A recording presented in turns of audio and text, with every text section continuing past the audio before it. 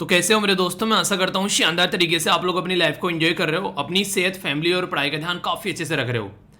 ये जो particular series है हमारी, जिसमें वीक में हम लोग प्रॉपर एक एनालिसिस करते हैं क्वेश्चंस का, ये बेसिकली करंट अफेयर और उसका बैकग्राउंड होता है जो आप लोगों से यहाँ पर डिस्कस किया जाता है क्वेश्चन की फॉर्म में। तो इंपॉर्टेंट चीज़ ये है कि यहाँ पर यूपीएससी लिखा हुआ है, तो इसका मतलब ये नहीं कि यूपीएससी में ही आएंगे। जिस भी एग्जाम की आप लोग तैयारी कर रहे हैं वहाँ पर करंट अफेयर पूछा जाता है, पर इस लेवल पर अगर आप लोग आकर तैयारी कर लेंगे यूपीएससी के लेवल पर, तो नीचे के जितने भी एग्जाम होते हैं ना, सबका आप लोगों का करंट अफेयर जो है वो आप लोग क्लियर होता हुआ नजर आएगा। क्योंकि यूपीएससी बहुत डिटेल में चीज़ों को मांगता है, तो आप लोगों की कॉन्सेप्ट की क्लैरिटी होगी और जो भी आप लोगों के कॉम्पिटिटर होंगे, आप लोगों के साथ में जो एग्जाम दे रहे होंगे, उनसे आप लोग काफ़ी आगे अपने आप को पाएंगे। पर लेकिन इसके लिए आप लोग क्या करना है, एक प्रॉपर तरीके से एनालिसिस करना है, चीज़ों को अटेम्प्ट करना है, पढ़ना है और रिविजन करना है। तो एक छोटा सा पोर्शन यहाँ पर मैं आप लोगों की हेल्प करता हूँ, जो यहाँ पर ये वीडियोस आती हैं। पूरे वीक में आप लोगों को आईएनए की वीडियो देखने को मिलती है, जिसमें हम लोग इंपॉर्टेंट करंट अफेयर डिस्कस करते हैं, द हिंदू, इंडियन एक्सप्रेस और पीआईबी।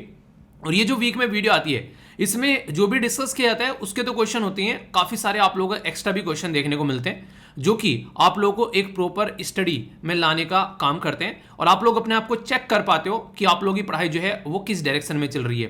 क्योंकि अगर आप लोग अपने आप को चेक ही नहीं करोगे कि यार किस डायरेक्शन में हम लोग चल रहे हैं, तो पता नहीं गड्डी कहाँ जाकर रुकेगी भाई साहब। फिर आप लोगों को लगेगा यार यहाँ तो गलत आ गए हम लोग, फिर आप लोगों को लगेगा यार अब तो पीछे जाना चाहिए। तो इसी तरीके से साल दर साल जो है कई बार जो बच्चों की बेकार होती हैं। तो यहाँ से अगर आप लोगों को बचना है तो प्रॉपर एक शेड्यूल बनाकर, एक प्रॉपर सिस्टमेटिक वे में सिलेबस अपने पास में रखकर सही तरीके से पढ़ाई करो। अभी आप लोगों ने देखा कितने सारी पोस्ट अभी आप लोगों के सामने है। अभी आप लोगों ने देखा कि एसएससी की पोस्ट आ गई है 20,000 के करीब, ठीक है। इसी तरीके से एसबीआई की आई है, शायद आई थिंक 1500 है जो एसबीआई पीओ है। ये ऐसी पोस्ट है, अगर आप लोगों के हाथ में ये जॉब आ जाती है और आप लोग अभी सोच रहे हैं कि प्लान करना कि आगे यूपीएससी का पेपर देंगे, कुछ ऐसे नहीं जो 2023 में 24 में आगे दे रहे हैं, तो आप लोग सोचो कि आप लोग कितने कंफर्टेबल होंगे जब आप लोग पेपर देने जा रहे होंगे। क्योंकि आप लोग उस पेपर के अंदर फ्रस्ट्रेशन में नहीं आओगे कि यार बस यही जॉब बची हुई है, अब क्या हो गया, अब तक तो कुछ पेपर ही नहीं निकला। तो एक कंफर्ट जोन में अगर आप लोग आओगे, तो जो भी पोस्ट अगर आप लोगों की निकलती है, स्टेट पीसीएस की निकल गई, एसएससी की निकल गई, बैंकिंग की निकल गई, तो ये आप लोगों को कंफर्टेबल करेंगी काफ़ी ज़्यादा। अगर आप लोगों को लग रहा है कि इन पेपर को देना चाहिए और आप लोग उस जोन में अपने आप को ला सकते हैं, साइड बाय साइड थोड़ा सा प्रैक्टिस करने में कुछ नहीं जा रहा है, तो आगे चलकर एपीएफसी का भी पेपर आएगा, उसमें भी आप लोगों को काफ़ी ज़्यादा हेल्प मिलेगी। तो सबसे पहले जैसा माहौल चल रहा है, जिस तरीके से जॉब जो है ले देकर अब आ रही हैं, तो पहले अपनी एक पोस्ट कंप्लीट कर लो कहीं पर भी, और फिर सिस्टमेटिक वे में अपना साल देकर यूपीएससी को निकाल लो। मतलब ये एक ऐसा सजेशन है जो कि एक बड़ा भाई छोटे भाई बहन को देना चाहेगा, या फिर एक जेन्युइन दोस्त अपने यार दोस्त को देना चाहेगा, ये उस तरीके का सजेशन है। बाकी इसमें जो भी आप लोगों को लगे ऊपर नीचे कर कर आप लोगों को लगता है कि नहीं ऐसा नहीं ऐसा करना चाहिए, वो अपने हिसाब से आप लोग डिसाइड कर सकते हैं। मेरा बस ये सजेशन था, क्योंकि आप लोगों को पता है कि कंपटीशन कितना है, वो नहीं कहते गला काट कंपटीशन हर जगह। तो अगर आप लोगों के हाथ में जॉब होगी तो और अच्छे से आप लोग चीज़ों को एंजॉय कर पाएंगे, ठीक है। तो ये तो थी कुछ बातें, कुछ सजेशन, जो आप लोग चाहो तो ले सकते हो, वरना तो नहीं, तो आगे बढ़ते हैं, कोई टेंशन ही नहीं है।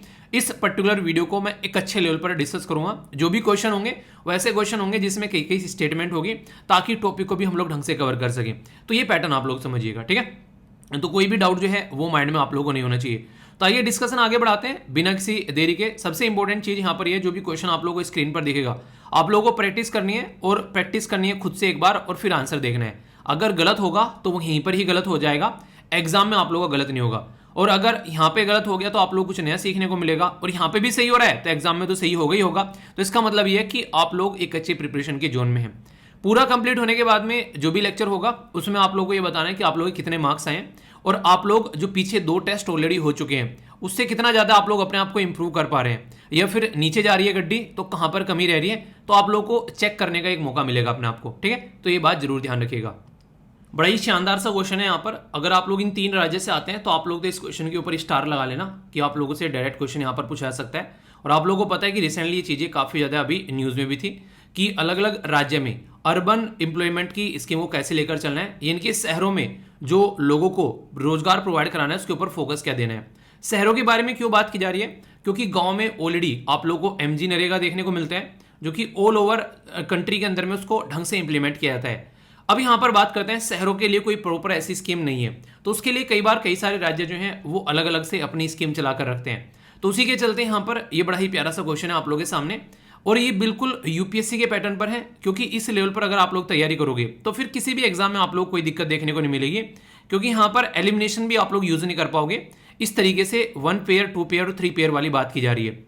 तो यहाँ पर अर्बन यानी कि शहरों में रोजगार प्रोवाइड कराने वाली जो स्कीम है वो क्या सही मैच कर रही है यहाँ पर केरला की, हिमाचल प्रदेश की, झारखंड की? तो ये आप लोगों को देखना है। तो जो केरला की जो स्कीम है इसका नाम है यहाँ पर बोला गया है अंकली शहरी रोजगार गारंटी योजना या फिर Ankali urban employment guarantee scheme, ऐसे आप लोग यहाँ पर बोल सकते हैं इसको। दूसरा हिमाचल प्रदेश की बोला गया मुख्यमंत्री यह है श्रमिक योजना, ठीक है। तीसरा यहाँ पर बोला गया यहाँ पर यह मुख्यमंत्री शहरी आजीविका गारंटी योजना। तो सही आंसर यहाँ पर क्या है, क्या ये मैच कर रही है अच्छे से, यस या फिर नो? कितने पेयर यहाँ पर इसमें से सही मैच कर रहे हैं, इसका आंसर आप लोगों को देना है। तो फिर से मैं बोलूंगा, वीडियो को एक बार पॉज कर लेना, आंसर देना, उसके बाद में आंसर देखिएगा, ठीक है।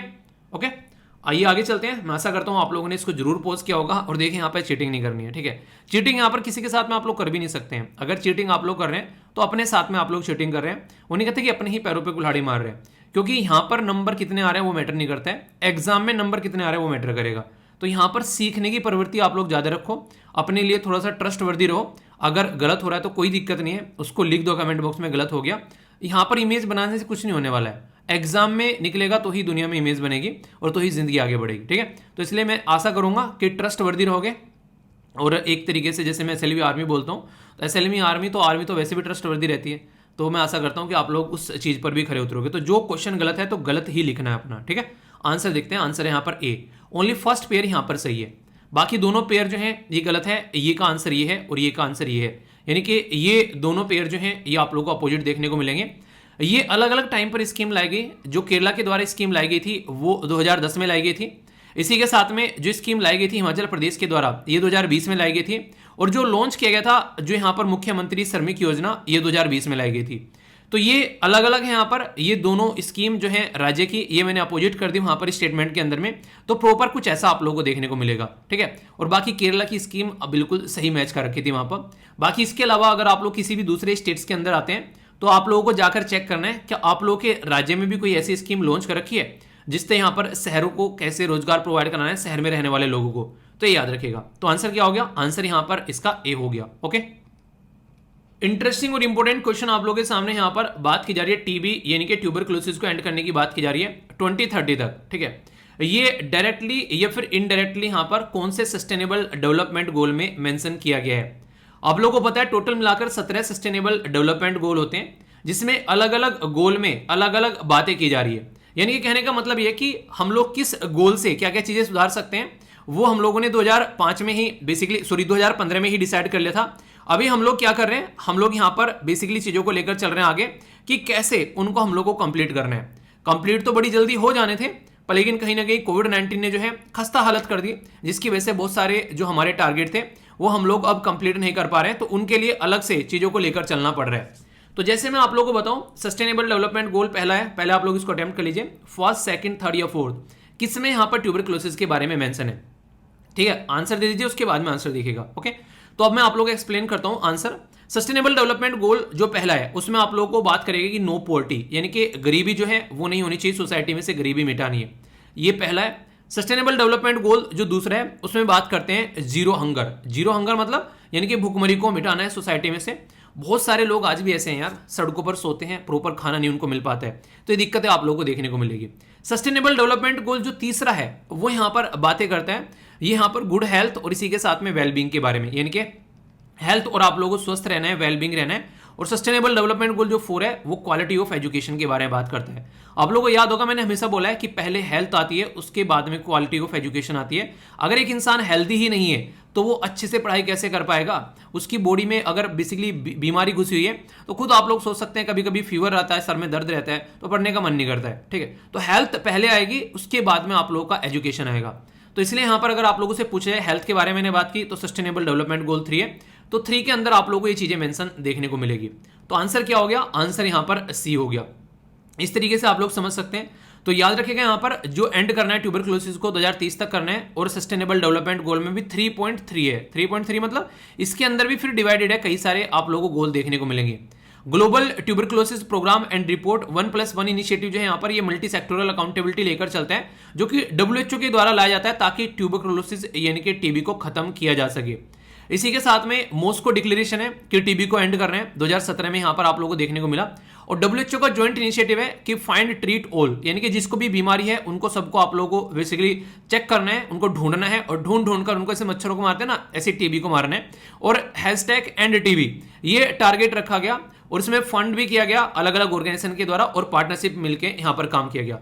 इंटरेस्टिंग क्वेश्चन जो आप लोगों को यहां से बनता है वो एक एक्स्ट्रा क्वेश्चन यहां पर, जिसके बारे में कई बार बातें भी की जाती है कि ग्लोबल ट्यूबरकुलोसिस रिपोर्ट जो है वो कौन प्रस्तुत करता है। याद रखिएगा हेल्थ के बारे में अगर कोई बातें आ जाए तो वहां पर डब्ल्यूएचओ आप लोगों के लिए ऑप्शन होगा हमेशा, तो थोड़ा सा इसको आप लोगों को कंफ्यूज नहीं करना है। कई बार पता नहीं होता है कि आंसर क्या होगा और लग रहा है कि नैया डूब रही है एग्जाम में, तो कुछ ऐसी कॉमन सेंस भी आप लोग यूज कर सकते हो कि अच्छा हेल्थ के बारे में बात की जा रही तो डब्ल्यूएचओ होगा, ठीक है, लेबर के बारे में बात की जा रही तो इंटरनेशनल लेबर ऑर्गेनाइजेशन होगा। तो कुछ कुछ ऐसी चीजें हैं जो कि आप लोगों की हाँ ऐसा भी हो सकता है, पर ये 100% सही नहीं है। कई बार दूसरी ऑर्गेनाइजेशन भी कुछ कर देती है, पर हाँ आप लोग जो है 95 या 98 तक आप लोग एक एनालिसिस कर सकते हैं क्वेश्चन उठाकर, उनसे पता चल जाएगा क्या सही हो सकता है और क्या गलत होता है। इसीलिए कहते हैं कि प्रैक्टिस जरूर करो, ये आप लोगों को सही ज्ञान की गुत्थी प्रोवाइड कराती है। आंसर यहां पर इसका सी हो गया। इंटरेस्टिंग और काफी इंपोर्टेंट क्वेश्चन है यहां पर एमजी नरेगा के बारे में, जो कि बार बार आप लोगों को न्यूज में देखने को मिलता है, तो इसके ऊपर क्वेश्चन आप लोग ये बन सकते हैं। सबसे पहले बात की गई इसको कब लॉन्च किया गया, तो 2006 में लॉन्च किया गया। एम क्या है, इनहेंस करना हम लोगों को सिक्योरिटी, जो कि गांव वाले एरिया में लगभग 100 डेज के लिए यहां पर उनको इंप्लॉयमेंट प्रोवाइड कराना एक पर्टिकुलर फाइनेंशियल ईयर के अंदर में, ठीक है। तो यहां पर क्या रहता है कि एक तरीके से इंसान की रोजी रोटी चलती रहे उसके ऊपर फोकस किया जाता है। तीसरा बोला गया कि जो डीपीएसपी है उसके अंदर आर्टिकल जो 40 है वहां पर आप लोगों को राइट टू वर्क देखने को मिलेगा। ये देखिए आप लोगों में हमेशा बोलता हूं, जैसे कि आप लोग देखते हैं सिटीजनशिप हो गया, रेगुलर आप लोगों को न्यूज में देखने को मिल रहा है, ठीक है।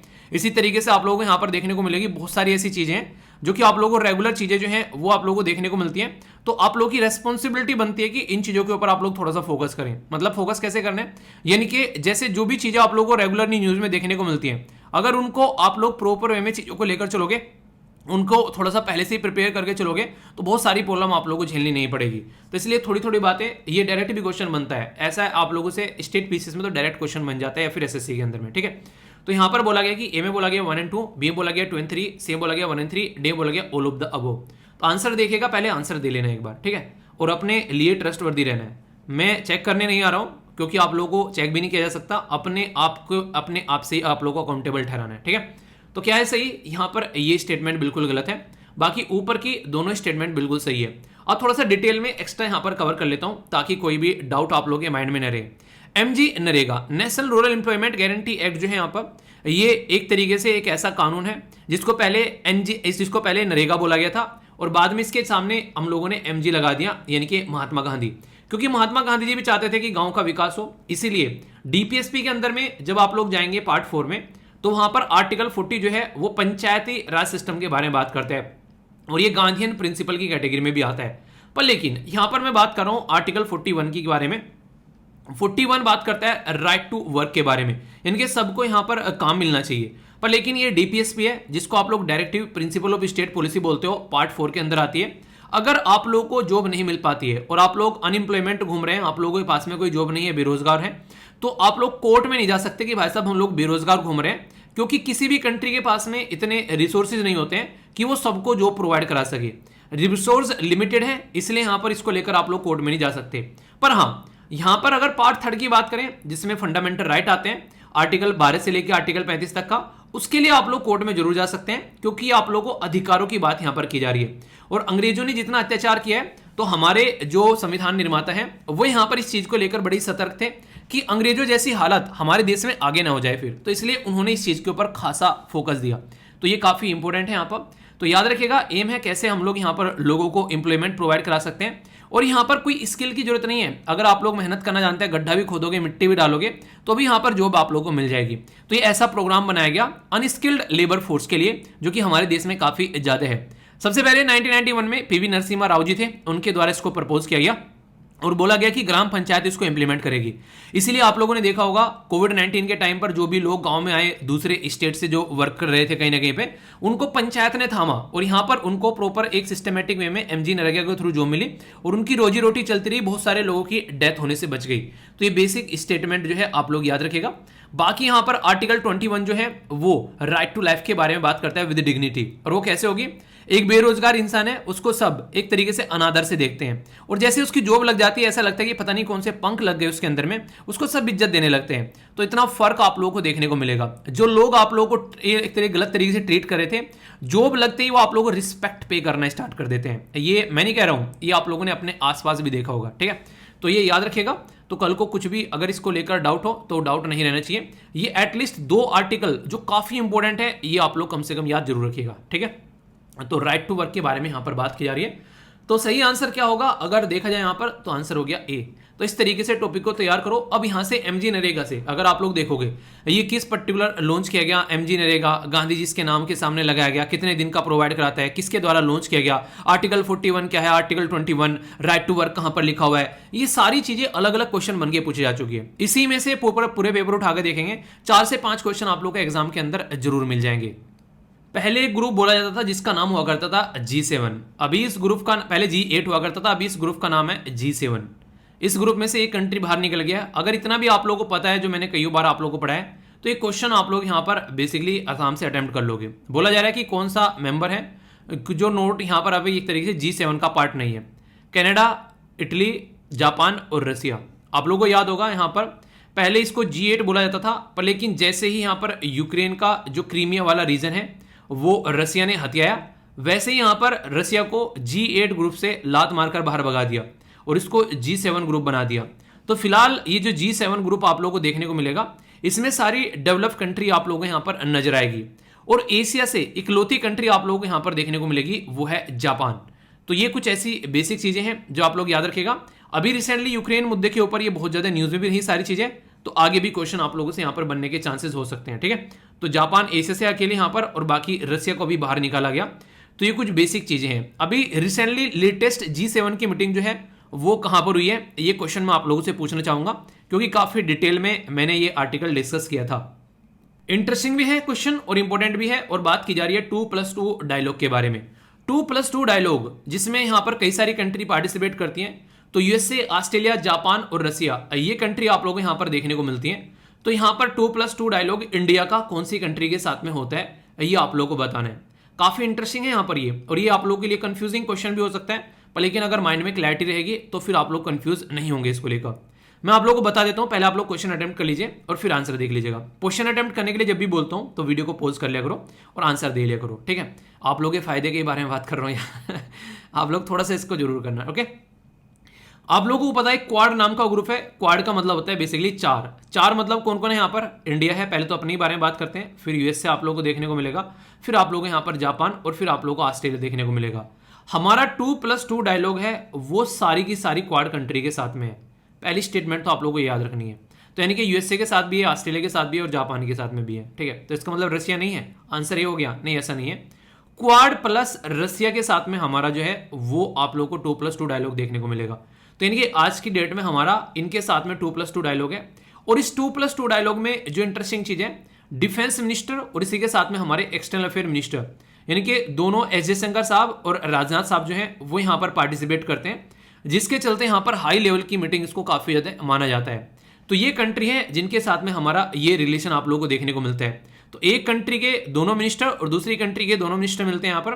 तो 4 मेंबर यहाँ पर एक पर्टिकुलर मीटिंग में मिलते हैं। और यहाँ पर जब हाई लेवल पे मिनिस्ट्री जाकर मिल रही है, तो यानी कि प्राइम मिनिस्टर के बाद में सेकंड हाईएस्ट जो यहाँ पर जो एक पर्टिकुलर आप लोग हायरार्की बोल सकते हो, वो यहाँ पर मिल रही है किसी कंट्री के साथ में। तो काफी इंपॉर्टेंट यहाँ पर माना जाता है इस पर्टिकुलर एरिया को। तो इसलिए आप लोग कंफ्यूज नहीं होना है। कल को अगर कोई क्वेश्चन आप लोगों से पूछे तो आप लोगों के माइंड में इसको लेकर क्लैरिटी आनी चाहिए कि किस किस कंट्री के साथ में हम लोग कर रहे हैं। अभी तो बोल दिया कि 2+2 डायलॉग जापान के साथ में, इनमें से जापान दे दिया और कोई कंट्री नहीं दे रखी इनमें से। तो यहाँ से अलग अलग तरीके से पैटर्न में क्वेश्चन आप लोगों से पूछा जा सकता है। तो ये बेसिक चीजें यहाँ पर जो कि आप लोग याद रखेगा। फिर से क्वेश्चन पूछूंगा, अब की बार का 2+2 डायलॉग जो है वो कहां पर हुआ है, ये आप लोगों को बताना है। ये सारी चीज है जो कि मैं रेगुलर जो वीडियो आती है INA वाली, उसमें मैं आप लोगों को ये रेगुलरली पढ़ाता हूँ इंपॉर्टेंट न्यूज एनालिसिस में, ठीक है? तो ये आप लोग ध्यान रखिएगा। अगर यहां पर बात करें ये डिफेंस के बारे में, यहां पर बात की जा रही है, कई सारी एक्सरसाइज आप लोगों को रेगुलर देखने को मिलती हैं और आप लोगों को मैच करना होता है कि एक्सरसाइज जो है वो सही है या फिर आप लोगों को सही नहीं देखने को मिल रही है, ठीक है? तो इसके बारे में डायरेक्ट क्वेश्चन आप लोगों से पूछा जाता है। तो यहाँ पर बात की जा रही है जीमैक्स के बारे में, इसी के बारे में यहाँ पर सिन्यूमेट्री, ठीक है? नेक्स्ट यहाँ पर धर्म गार्जन और यहाँ पर मालाबार एक्सरसाइज, ठीक है। तो यहाँ पर कौन सी एक्सरसाइज जो है वो सही मैच की है, आर्मी के साथ में, एयरफोर्स के साथ में, नेवल के साथ में, नेवल के साथ में, तो कौन सा पेयर सही है? Only 1 pair, only 2 pair, only 3 pair, या फिर all of the above pair? तो सही आंसर क्या है यहाँ पर? ए, बी, सी, एफ, डी, ये आप लोग को बताना है। तो यहाँ पर अगर आप लोग आंसर देखेंगे तो आप लोग चीज़ों को अंडरस्टैंड कर पाएंगे।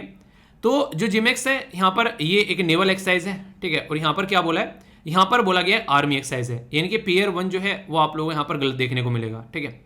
यहाँ पर अगर बात करें बेसिकली आगे के जो है यहाँ पर इसमें जो उनसे आप लोगों को देखने को मिलेगा, आगे चले अगर यहाँ पर, तो आगे बात यहाँ पर की जा रही है किसके बारे में? यहाँ पर सैन्यों, ये एयरफोर्स की एक्सरसाइज आप लोगों को देखने को मिलेगी, ठीक है। तो एयरफोर्स की है। धर्म गार्जन के बारे में अगर बात करेंगे तो ये आर्मी की देखने को मिलेगी, तो धर्म गार्जन यहाँ पर नेवल लिखा हुआ है, तो थर्ड स्टेटमेंट भी यहाँ पर गलत है। और मालाबार आप लोग सभी जानते हैं ये नेवल एक्सरसाइज है, तो आंसर यहाँ पर बी सही हो गया, ठीक है।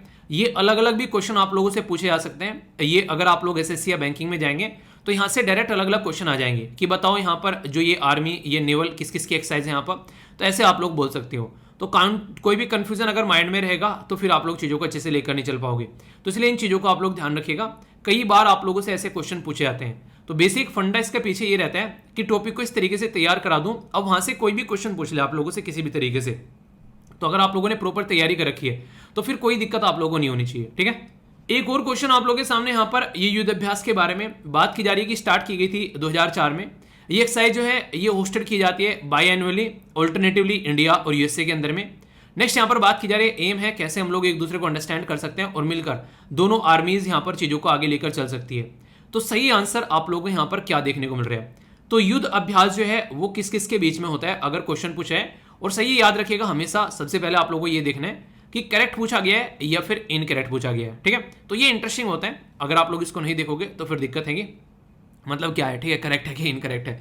पता चला क्वेश्चन पूरा अटेम्प्ट कर लिया कुछ और सोच के, और वो नहीं हमने सोचा था कुछ और निकला कुछ और, तो फिर दिक्कतें हो जाती हैं। यहाँ पे बड़ी एक छोटी सी चीज़ है, यहाँ पर ये बाई एनुअली लिखा हुआ है। या तो बोला जाता है कि हर 6 महीने में होती है, साल में 2 बार होती है, यानी कि या फिर 2 साल में 1 बार होती है। तो यहाँ पर ऐसा नहीं है। ये जो एक्सरसाइज है ये बड़ी ही इंटरेस्टिंग एक्सरसाइज है। ये यहाँ पर 1 साल में इंडिया में और 2 साल में यूएसए में, फिर 30 साल में इंडिया में, 34 साल में यूएसए में होती है। तो ऐसी छोटी छोटी वर्ड देकर भी आप लोग कई बार कंफ्यूजन में डाला जाता है। तो आंसर सी है, सेकंड स्टेटमेंट गलत है, बाकी सारी की सारी स्टेटमेंट जो है वो बिल्कुल करेक्ट है। तो डिफेंस एक्सरसाइज के लिए आप लोगों से डायरेक्ट एग्जाम में क्वेश्चन पूछे जाते हैं, तो ढंग से आप लोग चीज़ों को तैयार करोगे तो प्रॉपर वे में सही से डायरेक्शन में आगे लेकर चल पाओगे। इंटरेस्टिंग टॉपिक्स जो बहुत ज़्यादा न्यूज़ में रहा यहाँ पर और काफ़ी डिटेल में पूरा आर्टिकल मैंने कवर किया गया था। बात की जा रही है NLEM के बारे में। मतलब क्या है इसका?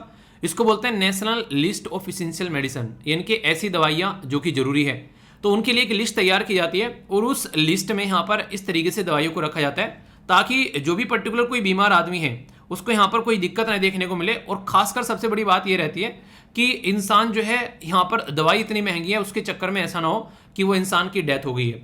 तो सबसे पहले तो ये लिस्ट किसके द्वारा लॉन्च की जाती है? तो ministry of health and family welfare के द्वारा लॉन्च की जाती है। अभी इसके अंदर में टोटल कितनी दवाइयाँ हो गई हैं इस लिस्ट के अंदर में? तो 384 यानी कि 384 दवाइयाँ आप लोगों को देखने को मिलेगी। और ऐसा नहीं है यहाँ पर ये इंडिया ही यहाँ पर इसको तैयार करता है, ऐसी एक लिस्ट जो है वो WHO के द्वारा भी तैयार की जाती है, जिसको आप लोग वर्ल्ड हेल्थ ऑर्गेनाइजेशन बोलते हो, वो भी यहाँ पर इसके बारे में बातें करती है। तो वर्ल्ड हेल्थ ऑर्गेनाइजेशन जो है ये बेसिकली तैयार करती है, ये ऐसी ऑर्गेनाइजेशन की यहाँ पर लोग जो है इसको फॉलो कर अपना काम यहाँ पर करते रहे, ठीक है। वर्ल्ड हेल्थ ऑर्गेनाइजेशन आज से नहीं, ये 1977 से यहाँ पर ये इस तरीके की लिस्ट यहाँ पर तैयार करती है, जिससे कि जो कंट्रीज हैं वो यहाँ पर इसको सही तरीके से लेकर चल सकें। तो ये जरूरी है। पहली कंट्री कौन सी थी दुनिया में जिसके द्वारा यहाँ पर कोई ऐसी लिस्ट तैयार की गई है? तो याद रखिएगा 1917 में, वो 1970 में तंजानिया के द्वारा यहाँ पर तैयार किया गया था। और तंजानिया से इंस्पायर होकर ही आगे 1975 में वर्ल्ड हेल्थ ऑर्गेनाइजेशन के द्वारा बोला गया कि यार बढ़िया बात है, सबको ये काम करना चाहिए, क्योंकि लोगों को अगर दवाइयाँ ही नहीं मिल पा रही है तो लोग जो हैं वो कैसे जिंदा रह पाएंगे? बीमारी हो गई, दवाइयाँ है नहीं, तो काम कैसे चलेगा? तो फिर यही चीज़ें जो हैं आगे चली और हमारे देश ने भी इसको अडेप्ट कर लिया। तो हम लोगों ने पहली जो इसेंशियल मेडिसिन की जो लिस्ट तैयार की गई थी वो की गई थी 1996 में, ठीक है। 279 मेडिसिन थी, फिर 2003 में चेंज किया गया, 2011 में, 2015 में, 2022 में।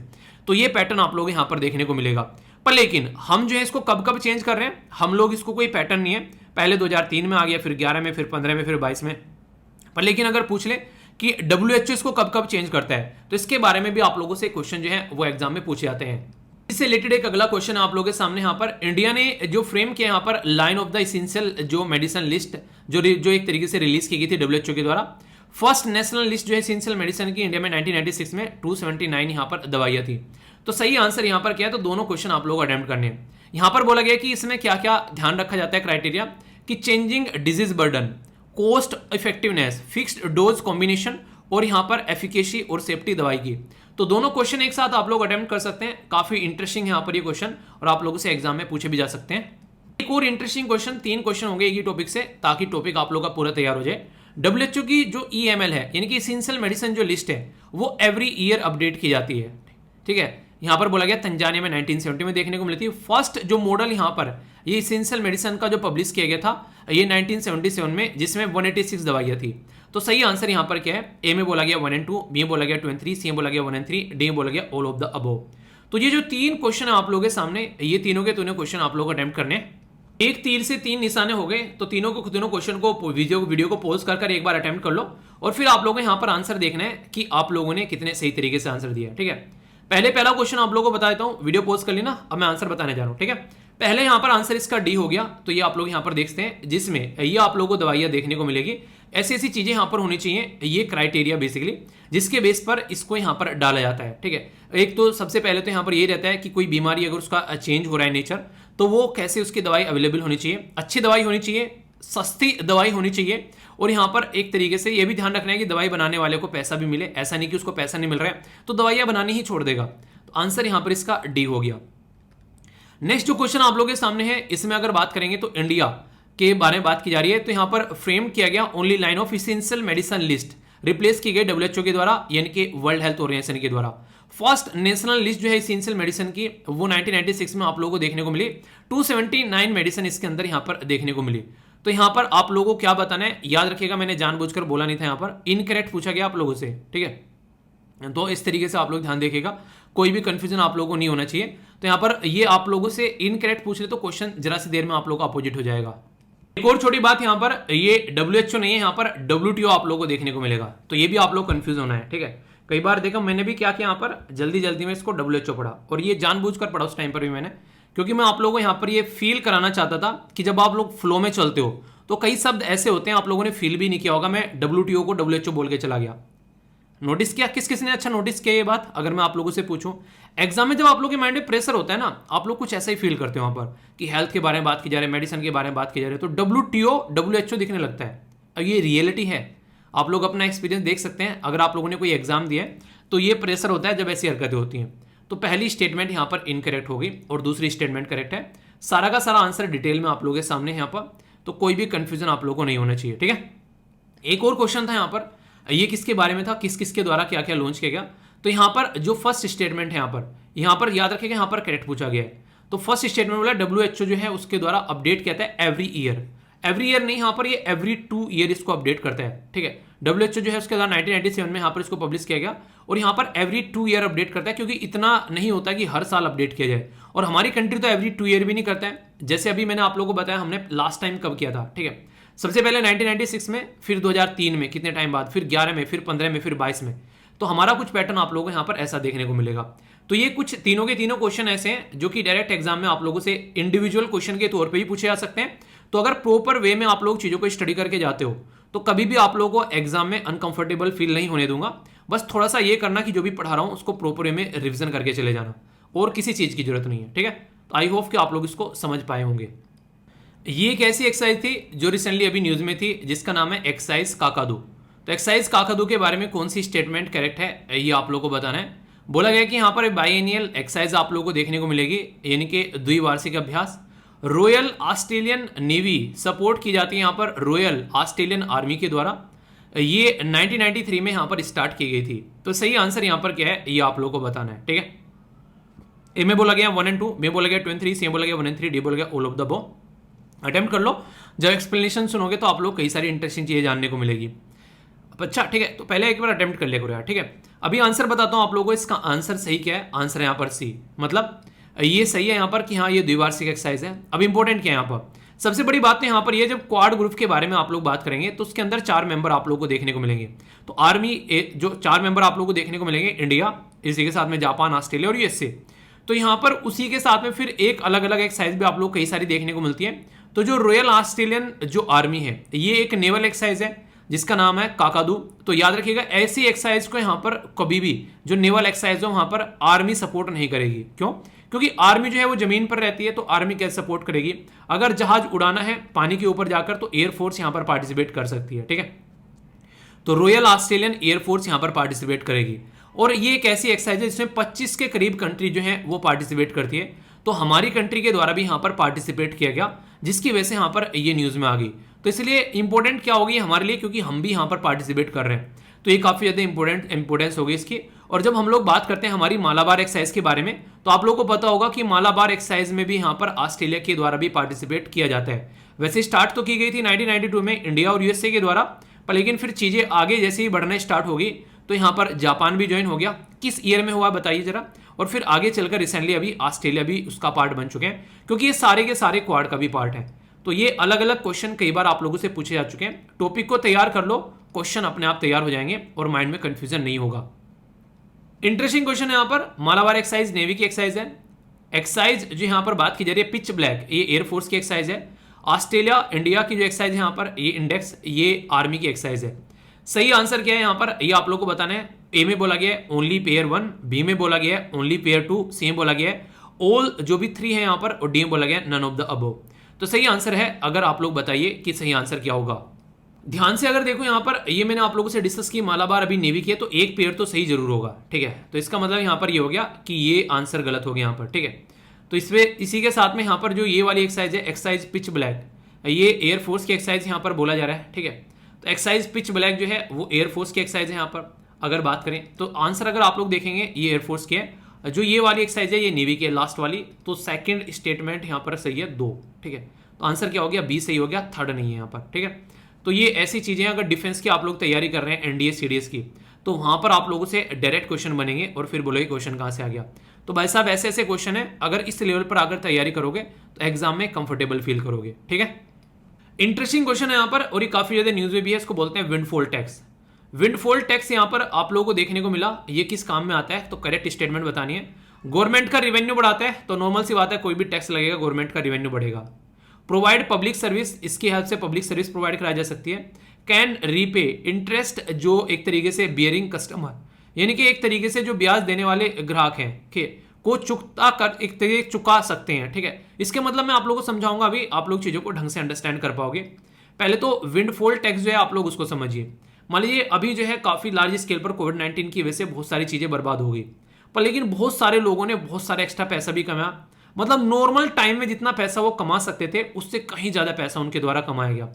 तो जब इंसान जो है इस तरीके से पैसा कमाता है किसी सिचुएशनल कंडीशन के चलते बहुत ज्यादा है, तो उसके ऊपर एक्स्ट्रा टैक्स लगा दिया जाता है, और वो जो टैक्स का पैसा यहां से आता है उसको फिर अल्टीमेटली जनता के वेलफेयर के लिए गवर्नमेंट जो है उसको यूज कर लेती है। उन्हीं देखते ही देखते करोड़पति बन गया कोविड-19 के चलते बहुत सारे लोग, तो ये टैक्स यहां से निकल कर आया। तो सारी की सारी स्टेटमेंट बिल्कुल करेक्ट है। विंडफॉल टैक्स क्या होता है ये आप लोग जरूर याद रखेगा, डायरेक्ट क्वेश्चन भी आप लोगों से यहां पर बन जाते हैं। तो आंसर यहां पर डी हो गया। नेचुरल रबर का आर्टिकल क्यों अभी रिसेंटली न्यूज में था, वो इसलिए न्यूज में था क्योंकि नेचुरल रबर जो है वो चाइना ने अभी खरीदना बंद कर दिया है। चाइना में बहुत सारी प्रॉब्लम देखने को मिल रही है, उसकी वजह से ये आर्टिकल यहां पर न्यूज में आया था। तो कंडीशंस बतानी है कि ग्रोथ ऑफ नेचुरल रबर के लिए टेम्परेचर 25 होना चाहिए। तो यहां पर आप लोगों को बेसिकली मॉइस्ट और ह्यूमिड क्लाइमेट देखने को मिलेगा, आर्द्रता और नम। सॉइल जो है वो rich well drained red soil होनी चाहिए, और रेनफॉल जो है वो मोर देन 200 सेंटीमीटर आप लोगों को देखने को मिलेगा। तो ये आप लोगों के सामने यहां पर निकल कर आता है। अगर बात करें ए में बोला गया 1 and 2, बी में बोला गया 2 and 3, सी में बोला गया 1 and 3, डी बोला गया ऑल ऑफ द अबव। सही आंसर क्या है अगर यहां पर आप लोगों से पूछा जाए, तो आंसर एक बार देख लेते हैं। आंसर यहां पर सी सही है। ठीक है, सी सही का मतलब क्या हो गया, सी सही का मतलब यहां पर ये हो गया कि 1 and 3 जो है वो सही है। सोइल रिच वेल ड्रेन और रेड सोइल यहां पर बोला गया है। ठीक है, तो अगर देखोगे यहां पर सोइल जो है रिच, ये रेड नहीं एलुवियल सोइल है, जो कि एक काफी उपजाऊ मिट्टी भी आप लोगों को देखने को मिलती है। ये याद रखिएगा। सबसे ज्यादा मेजर प्रोड्यूसर कौन है globally, Thailand, Indonesia, Malaysia, Vietnam, China और इंडिया। तो छठे नंबर पर हमारा नाम आता है। और मेजर कंज्यूमर कौन है, तो कंज्यूम करने में हम लोग दूसरे नंबर पर सबसे टॉप पर आते हैं। रबर के बारे में पूछा जा सकता है, क्योंकि द हिंदू न्यूज़पेपर के अंदर भी आर्टिकल आए इसको लेकर, और इंडियन एक्सप्रेस के अंदर भी आर्टिकल छपे, तो इसके चलते चाइना की वजह से भी यहां पर ये न्यूज में था। तो अगर क्वेश्चन पूछ ले जाए तो ये मत बोलना क्वेश्चन क्यों बन गया। ठीक है, ये टॉपिक कहां से निकल कर आ गया। तो टॉपिक का बेस आप लोगों को बता दिया, अब तैयारी आप लोगों को करनी है, ठीक है। एक और इंटरेस्टिंग क्वेश्चन इसी टॉपिक से रिलेटेड, इंडिया जो है करंटली 5th लार्जेस्ट प्रोड्यूसर है नेचुरल रबर का, ठीक है।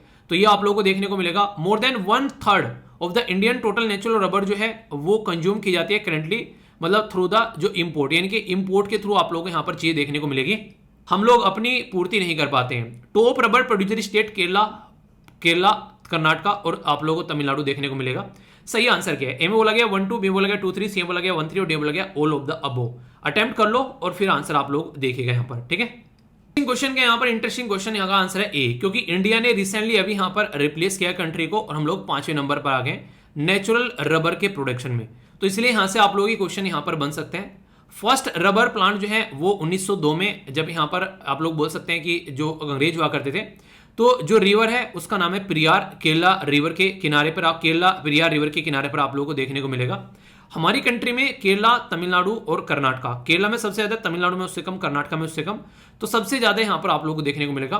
40% इंडिया का टोटल जो नेचुरल रबर है कंजप्शन, वो करंटली इंपोर्ट के थ्रू यहाँ पर आता है, यानी कि हम लोग अपनी पूर्ति यहाँ से नहीं कर पाते हैं। गवर्नमेंट के इनिशिएटिव है वैसे rubber plantation development scheme, rubber group planting scheme, ये सारी चीजें आप लोगों को देखने को मिलेगी, जो कि इंपॉर्टेंट आप लोगों के लिए काफी ज्यादा क्वेश्चन बन जाते हैं। तो टॉपिक तैयार हो जाता है इस तरह के क्वेश्चन से, ढंग से सुना करिए, ठीक है। इंटरेस्टिंग क्वेश्चन है यहाँ पर, which of the following state are covered under the 6th schedule? तो आसाम, नागालैंड, मेघालय और त्रिपुरा। तो सही आंसर यहाँ पर क्या है? ए में बोला गया 1 2 3, बी में बोला गया 2 3 4, सी में बोला गया 1 3 4 और डी में बोला गया ऑल ऑफ द अबोव। तो सही आंसर आप लोगों को बताना है A B C F D क्या होगा। 6th शेड्यूल के अंदर मैंने आप लोगों को बताया था कि एटीएम के अंदर मनी नहीं है, ठीक है। तो आप लोगों को याद होगा, यहाँ पर मैंने आप लोगों को कई बार बताई है ये इस तरीके से, तो कंफ्यूजन नहीं होना चाहिए। आसाम, मेघालय, त्रिपुरा और मिजोरम आप लोगों को यहाँ पर देखने को मिलेगा, यानी कि नागालैंड नहीं है, ठीक है। तो ये आप लोगों को देखने को मिलेगा, और ना ही यहाँ पर मणिपुर आप लोगों के सामने है, ठीक है। तो ये कुछ बेसिक चीजें, कंफ्यूजन नहीं होना चाहिए। ट्राइबल कम्युनिटी से रिलेटेड कई सारे आर्टिकल मैंने आप लोगों से डिस्कस किए हैं, तो अगर स्टेट पीसेस की तैयारी कर रहे हैं तो डायरेक्ट मैच करने के लिए आ जाता है, ठीक है। तो यहाँ पर हैती ट्राइब हिमाचल प्रदेश में बोला गया है, बिंझिया जो ट्राइब है ये छत्तीसगढ़ में, गोंड जो ट्राइब है यहाँ पर मध्य प्रदेश में, और बेटा जो बेसिकली कुरुबा ट्राइब है ये कर्नाटक के अंदर में। तो कौन सी स्टेटमेंट करेक्टली मैच है यहाँ पर? Only 1 pair, only 2 pair, only 3 pair, या फिर ऑल ऑफ द अबोव? सही आंसर आप लोगों को बताना है कि है ए में बोला गया 1, ओनली 2, ओनली 3, या फिर ऑल ऑफ द अबोव। तो सही आंसर आप लोग बताइए। अटेम्प्ट कर लिया। अगर यहाँ पर सही तरीके से देखा जाए तो ये जो स्टेटमेंट है यहाँ पर, जो ये मध्य प्रदेश के नहीं है, गोंड, ये आप लोगों को मेनली उत्तर प्रदेश के अंदर देखने को मिलेगी। तो यहाँ पर 3 पेयर सही है। बाकी अगर ढंग से आप लोगों को देखना है तो ये पूरा आप लोगों के सामने यहाँ पर रिसेंटली ट्राइबल कम्युनिटी जो है नई अभी ऐड की गई है शेड्यूल्ड ट्राइब के अंदर में, तो इसकी वजह से यहाँ पर ये क्वेश्चन सामने बनकर आया था।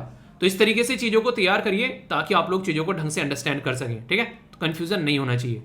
कई सारे गवर्नमेंट से जो द्वारा इनिशिएटिव है महिलाओं को इंपावर करने के लिए, तो इसमें कुछ इनिशिएटिव के नाम है, आप लोगों को बताना है कौन सा इनिशिएटिव जो है यहाँ पर वो महिला इंपावरमेंट से रिलेटेड है। उज्ज्वला योजना, वन स्टॉप सेंटर, सुधार गृह, या प्रधानमंत्री मातृत्व वंदना योजना।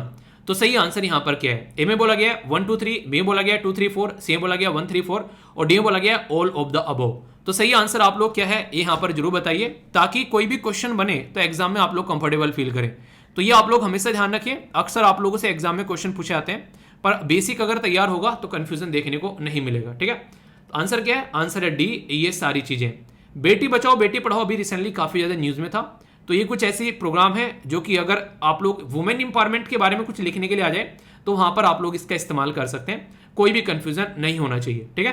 तो बेसिक क्वेश्चन था, बड़ा ही प्यारा और एक बेस्ट इंटरेस्टिंग क्वेश्चन आप लोग इसको बोल सकते हैं। आप लोग नॉर्मली ऐसी चीज इग्नोर कर देते हैं, पर लेकिन एग्जाम में आप लोग ऐसे क्वेश्चन आप लोगों को देखने को मिल जाते हैं।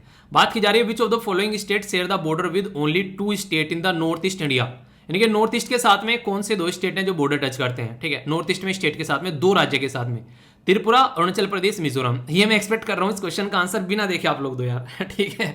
ऐसे क्वेश्चन के आंसर कम से कम आप लोग को जरूर देने चाहिए। तो बताइए सही आंसर यहाँ पर क्या होगा?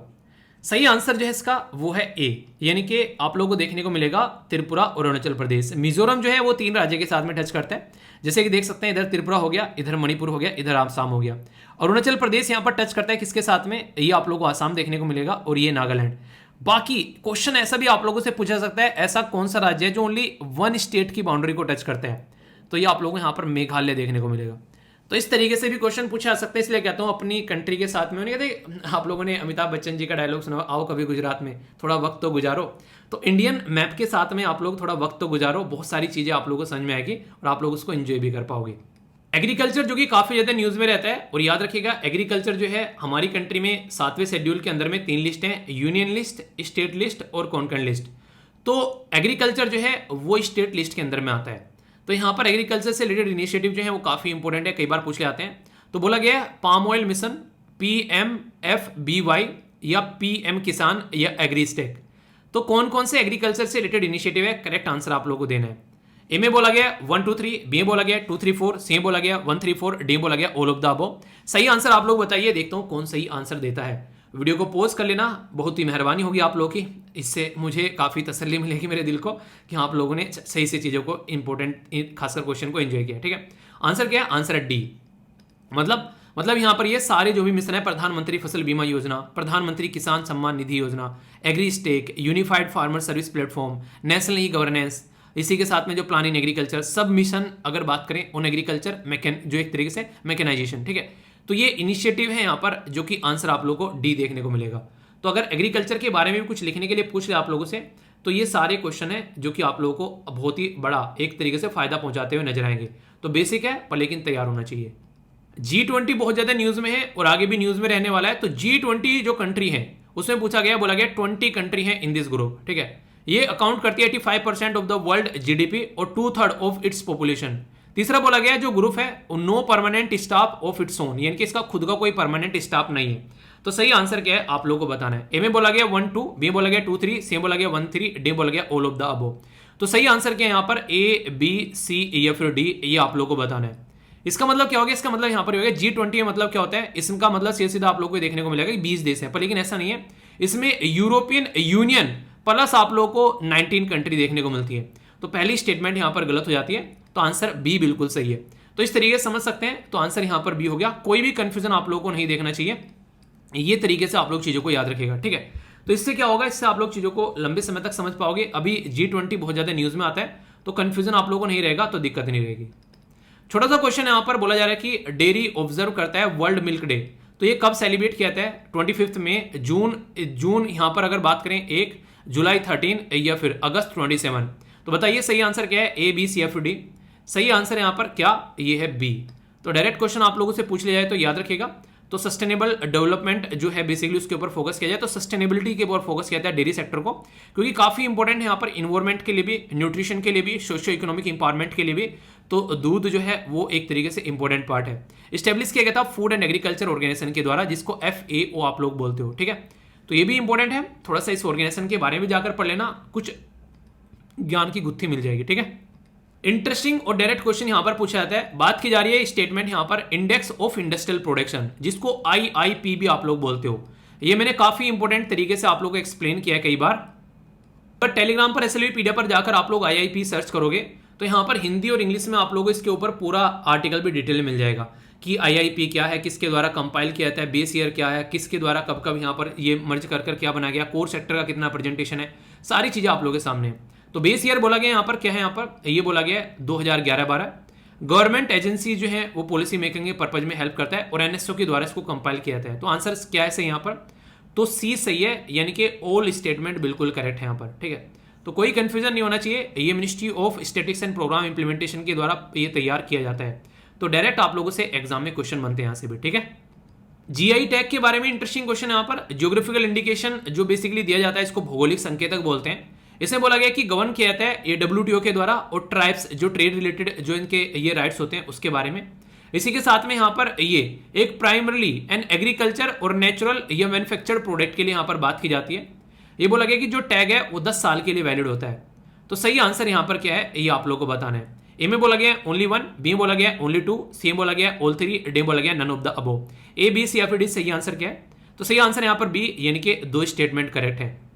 तो यहाँ पर देखते हैं ये सारी चीजें बिल्कुल सही हैं। 10 ईयर के लिए आप लोगों को यहाँ पर वैलिडिटी देखने को मिलेगी। लास्ट की स्टेटमेंट में क्या है, ये रिन्यू भी किया जा सकता है, पर वहां पर लिख दिया गया है ओनली 10 ईयर।